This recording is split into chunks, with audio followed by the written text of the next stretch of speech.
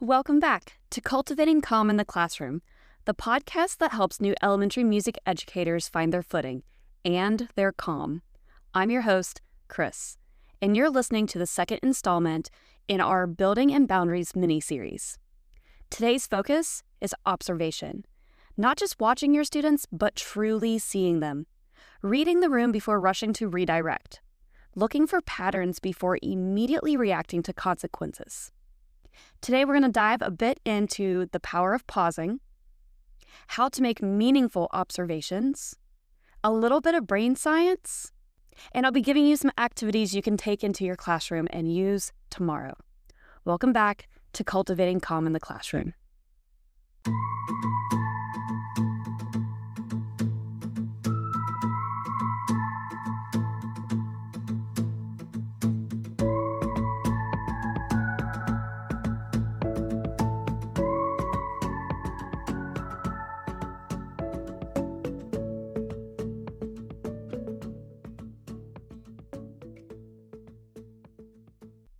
Let's talk about the power of the pause.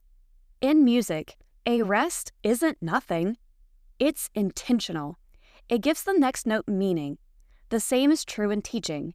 Before you react, observe. When a student acts out, our instincts kick in. Redirect, refocus, raise your voice.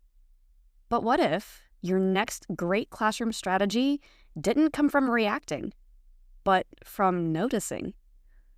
In music, we learn to listen deeply, not just to the melody, but to the space between and the layers. That's the same skill you need when learning about your students. Listening beyond what's loudest.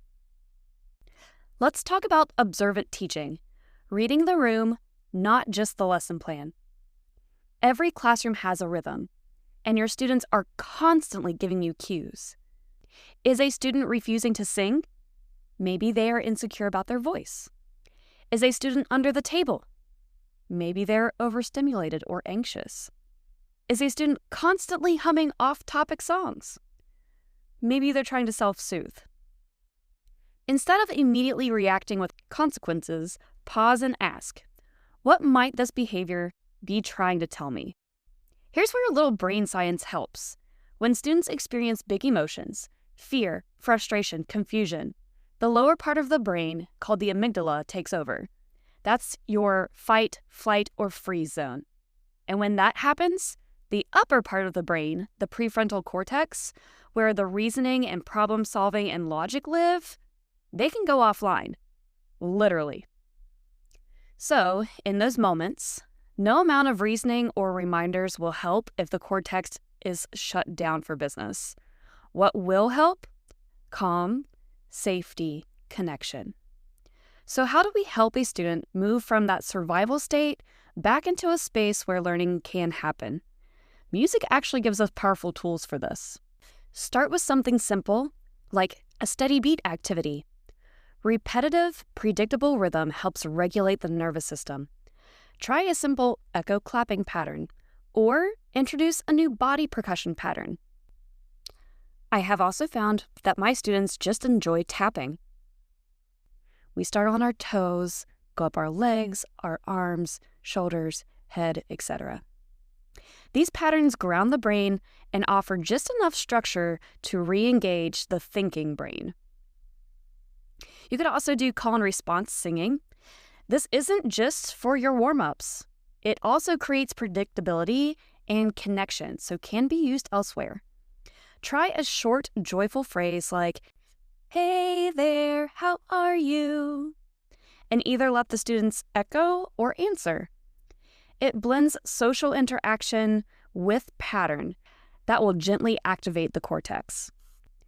Breathing with sound is another great way to help your students regulate. We've actually been doing that here. If you've listened to episodes 1 and 2, the breathing exercises performed there were paired with music. That was for your brain benefit. You can use tone chimes, wind chimes, or even soft humming to help lead deep breathing. Play or sing a gentle note that invites students to inhale while it plays, exhale as it fades. Sound adds a focal point that soothes the amygdala and cues the brain to shift gears. Musical choice making is another great tool. When students are spiraling, offering choices with a musical twist can re-engage them without pressure. Ask the student, would you like to use a scarf with this instead of just your hands? Or would you like to color while we listen instead of just listening? Giving them a choice restores agency, which helps the prefrontal cortex reopen. I like to give my students a choice of 3. I don't know why this works, but it works. So if I have a student that is having a hard time staying with a rhythm activity, I might say to them, would you like to move with just your hands, just your feet, or like your favorite animal? Typically, they will choose one of those 3 and get right back to participating. The last tool I have for you are listening rituals.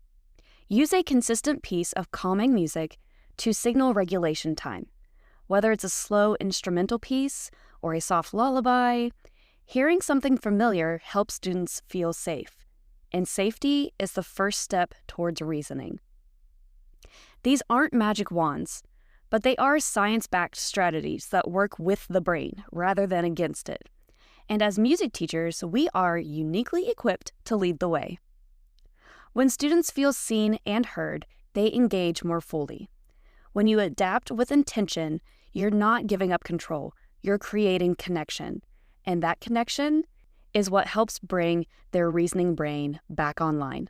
You don't have to be a behavior expert, but you do have to be curious and observant.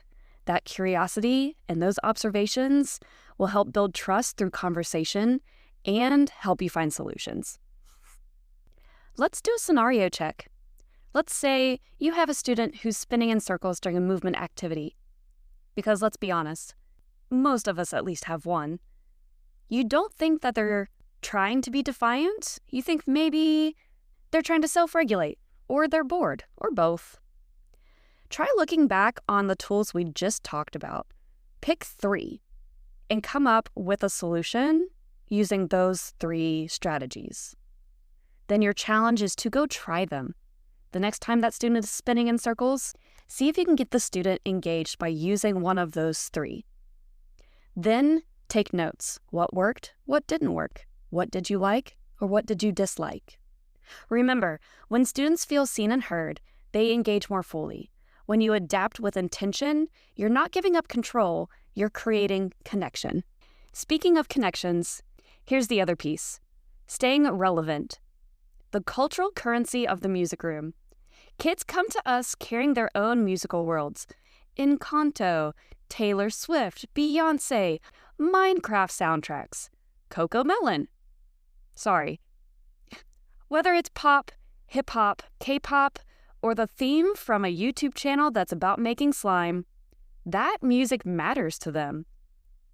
And when we show interest in their worlds, we send a message, and that message is, your voice belongs here, and your culture matters. This does not mean throw your curriculum out the window.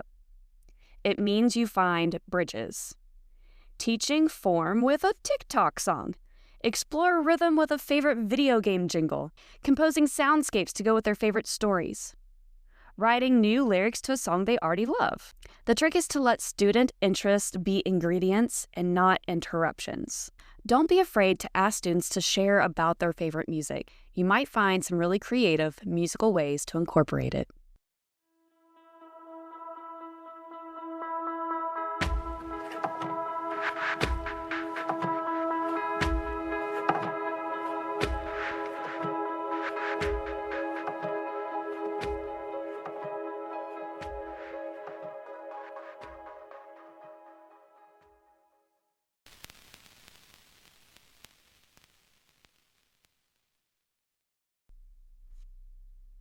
We're going to wrap up today's episode with a grounding activity. This is called Listen Like a Musician. I'm not including music for this one, and you'll see why. Let's try something. Wherever you are, close your eyes just for a few moments, unless you're driving. Please don't. Inhale deeply and exhale slowly. Now listen to the space around you. What sounds are near? What sounds are far? What sounds are rhythmic? What sounds are random?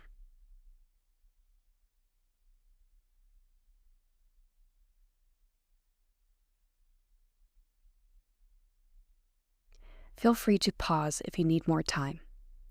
Just like we train our ears to hear musical nuance, we can train our eyes to see student behavior nuance. Now imagine you're watching your class in the same way, like you're listening for subtle shifts, small cues. The real message is beneath the surface. Take one more breath and open your eyes with new awareness.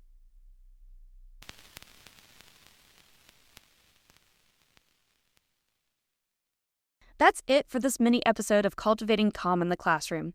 Remember, before you redirect, observe, because observation turns reaction into reflection and helps us respond with intention. Next up, in our last mini episode, we'll be exploring boundaries, how to set them with kindness, hold them with clarity, and protect your energy for the long haul. Keep your eyes open, your breath steady, and your classroom rooted in calm. Until next time.